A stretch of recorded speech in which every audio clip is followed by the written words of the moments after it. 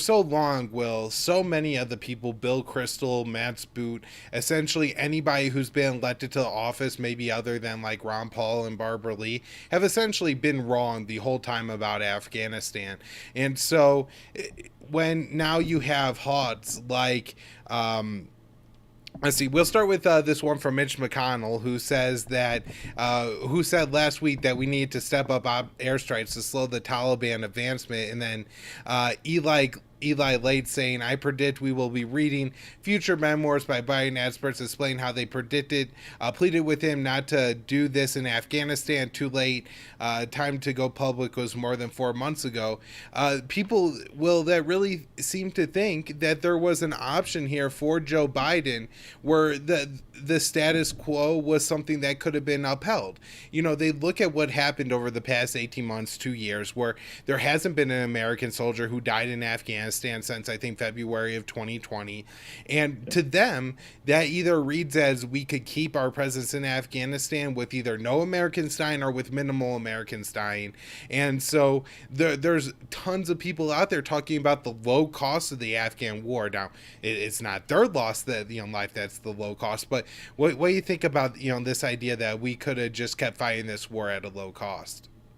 That's nonsense, because I think the major reason that the Taliban had withheld its attacks on American soldiers is because Trump signed a deal with them saying we're getting the hell out of the country. That they said, okay, fine, we'll give you guys, your year or whatever to prepare to leave, and we won't attack U.S. or coalition forces. But that was the only reason why the occupation was so called low cost, was because the Taliban were just sort of waiting. They were in this holding pattern, waiting for us to leave. And so, short of that, I guess the Hawks could argue that, yeah, let's sign a deal with the Taliban and then renege on it and just stay anyway. But I think that would then, trigger, new attacks and new reprisals on American and Western forces stationed there. So the only reason that there was any pause in those attacks was because we said we were leaving. All right, this next one we could just laugh at, Will, but it's one of our old foes, Mark Thesson, who says, if South Korea were under this kind of sustained assault, they would collapse just as quickly without U.S. support. There is virtually no American ally who could defend themselves without us. This is maybe the most absurd thing I've seen on Twitter in the past couple of days. And I mean, we're going to get to Mary Ann Williamson next. But the idea that, the South Korean military is no more capable or interested in defending their country than the Afghan National Army and the Afghan government was is completely absurd. The South Korea, they have their own military and could probably actually defend themselves in North Korea without the U.S. But I think there is a little bit of the hot saying the quiet part out loud here, right? Of, we're supposed to be going places and, we support them, but it's so they can support themselves. I mean, a lot of these people are Republicans who live by the whole, if you teach a man to fish, versus if you give him a fish narrative. And yet you have Mark Thesson coming out and saying that, hey, we need to give every country all over the world a fish all the time, and we have to maintain this endless empire, or else the whole world is going to fall apart right away. So that's a rather big stretch on that one. Anything to say about Thesson, Will?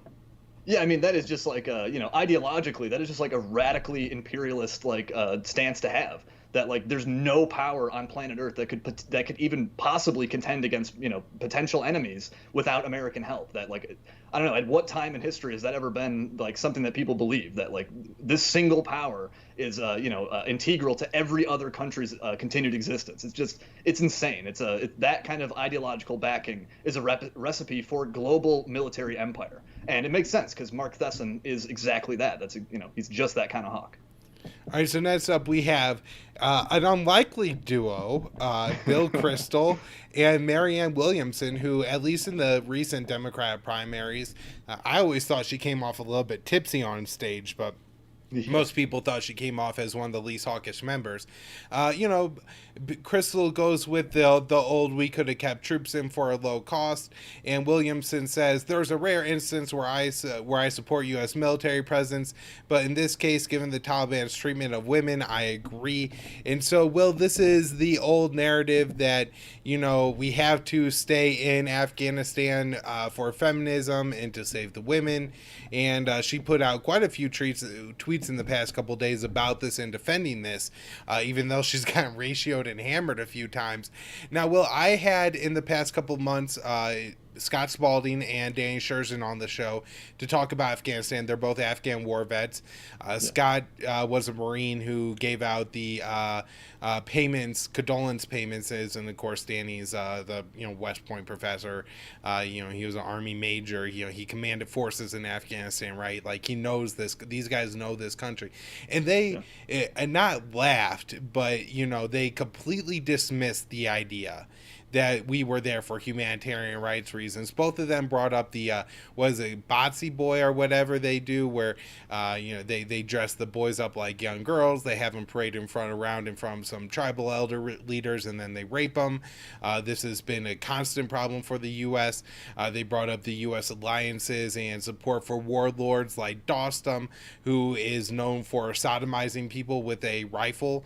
I mean, just the worst human rights abusers. And not to mention, well, the U.S. has killed tens of thousands, if not 100,000 Afghans, including tons of innocent civilians. I mean, just in the past, year, there's 30 pine nut farmers, just people doing their job who are blown up. No consequences for the U.S. I mean, not that the Taliban won't come in and won't do some bad things. I don't know how heinous they're going to be. I think the Taliban are trying to portray themselves as maybe being a little bit more reformed than the last time that they came to power. And I mean, in some sense, there are groups that have adopted less militant and less radical positions. I think you could look at the IRA and FARC as maybe some more common examples, but also even Hamas in Gaza, who went from being essentially just an insurgency / terrorist group to, they're almost a government force and military in Gaza. It's asymmetrical in a way, but at the same time, it's far more representative of like a governing body than just a crazy militant ideological group that goes around and carries out war crimes all the time. And so I think it's a very complicated issue, Will, and it's not like a black hat white hat issue like they like to all pretend. And it seems far more to me like the Taliban may be slightly worse than the government that we were keeping in power, but you also had to figure that we had to kill an awful lot of innocent people to keep that government in power. Yeah, that's right. And I think your point about the warlords is very well made. Like, a lot of these warlords did not care any more about women's rights or feminism or, protecting young boys for that matter than, these terrible Taliban bastards would. Not to mention a lot of the warlords that we had sided with, people all know these iconic photos of U.S. soldiers patrolling poppy fields. A lot of these guys were like heroin dealers and, all kinds of unsavory people that we got into bed with in Afghanistan. And so the idea that the Taliban is just so much categorically worse, like, I think that is sort of an exaggeration. And yeah, they have given these assurances about women. I guess we'll have to wait and see how serious they are about that. It certainly is the case that, like, when the Taliban was the government, when they were previously the Islamic Emirate of Afghanistan in the late 90s, we did see that they were sort of like responsive to some international pressure. I mean, they did ban poppies in the late 90s because they were going through a bad famine. They wanted aid. And so the Taliban does sometimes respond to some international considerations. And so I don't know, perhaps that will be a trend that we see pick up. Assuming they do, hold on to Kabul and actually continue to be the government there. I think it will be a very symbolic thing for the Taliban to be back in charge on September 11th, on the 20th anniversary of the attacks. And so it seems like that is sort of in the cards now.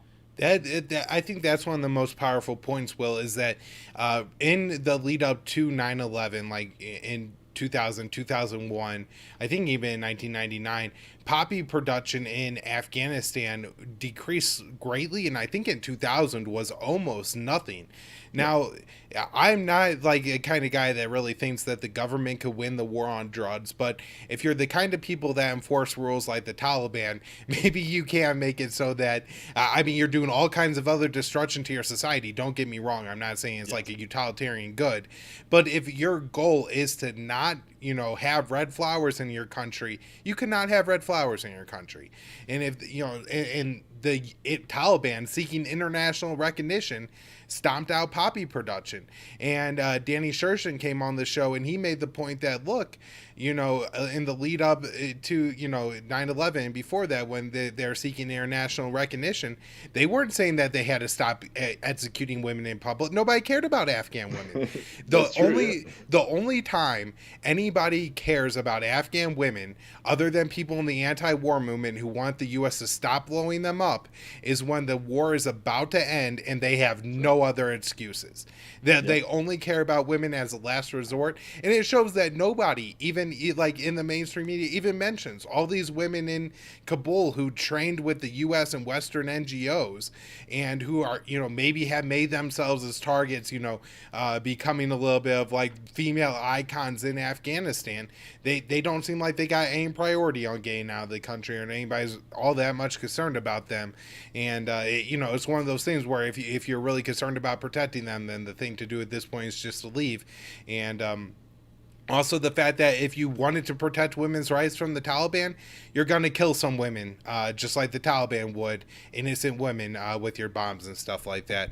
A couple more real quick, Will. This was one of my absolute favorites. It is the terrible Senator Ben Sass, the unmitigated disaster in Afghanistan, the shameful Saigon-like abandonment of Kabul, the brutalization of Afghan women, and the slaughter of our allies is the predictable outcome of the Trump-Biden doctrine of weakness.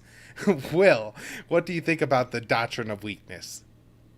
Yeah, I mean, that's a kind of a ridiculous amalgamation there. Like, I think in a lot of other ways, people would, contrast. I mean, you and I, of course, have pointed out many ways in which Biden and Trump are very similar, but their similarities are more about, how hawkish they've been, toward China, for example, or Iran. Those have sort of been like their doctrinal similarities. The idea that they're, similar, they have a doctrine of weakness just because both backed the withdrawal is absurd. I mean, Biden, I think, was sort of like his hand was kind of forced into this. So I'm not sure how, ideologically committed you could say he was to it. But yeah, I don't know. I just think it's an absurd, trying to lump those two together. All right, so last up here, Will, and then we'll wrap up. And I've seen so many people put this out. I have an article, but just real quick, the safe haven myth. Everybody is saying that America is in more danger. Terrorist attacks from Bill Kristol to Boris Johnson. This is the big talking point they have. The worry that terrorist attacks are going to have. Biden, of course, says we're going to maintain our over-the-horizon capability, so we're going to continue to bomb Afghans in the future. Now, Will, in a lot of ways, this is obviously stupid, but at the same time, there is a little part of me that goes, boy, at least 100,000 Afghan civilians have died in this war. If there is some Afghan who's really mad and who happened to get himself on an airplane out of Kabul, it's not possible, but I'm not quite sure that our concern maybe needs to be directly from the Taliban or something like that. Yeah, I mean, I just think this idea of the entire safe haven myth that Afghanistan somehow is uniquely situated to, produce terrorist plots in the United States, it's just an absurd myth. I mean, like Afghanistan, as Scott Horton often argues, is effectively exile. It's a very remote place to be. It's not like there's some magical terrorist portal right into New York City from Afghanistan. And in fact, the 9/11 attacks themselves were planned largely from within the United States itself. And, there was a cell in Hamburg, Germany. A lot of this didn't really I don't know, Afghanistan didn't really uniquely provide any role there. I mean, yes, the Al-Qaeda had taken some safe haven in the sort of ungoverned tribal areas in the border between Afghanistan and Pakistan, which, by the way, remain pretty much ungoverned, and militant groups can operate there if they'd like to. And so, I don't know, just the fact the U.S. occupation did not make the Afghanistan any less of a safe haven. And I think, as you have argued too, if anything, it radicalized so many of these young men who might now be motivated to get on a plane to New York, or so I think you're right. All right, well, I guess that's where we should wrap it up. We've been going for a while here. Everybody, we are going to put this show out as soon as everything is ready. So hopefully all the information we just went over is as current as possible. But be sure to subscribe to the show, because there is going to be tons of Afghan coverage here. Not just this week, but and I'm sure the months to come, as we follow up on things on what's happening to all these Afghans leaving the country. What are the Taliban doing as they take power or what happened to the Afghan government and Afghan army, what's happening to the U.S. equipment that ended up in that country, and continuing to take on the narrative from the war hawks who are going to continue to, I think, try to drive the U.S. towards war. We got to remember Iraq at the end of 2011. In a way, we had no choice in a different sense, but, we had no choice and had to leave. But a few years later, we were back, Will. So there's still a lot of fighting to be done on this issue, but hopefully maybe for the first time since me and you were in elementary school, there's not going to be U.S. troops in Afghanistan, and there is a feeling about that it is like a little bit of a step in the right direction.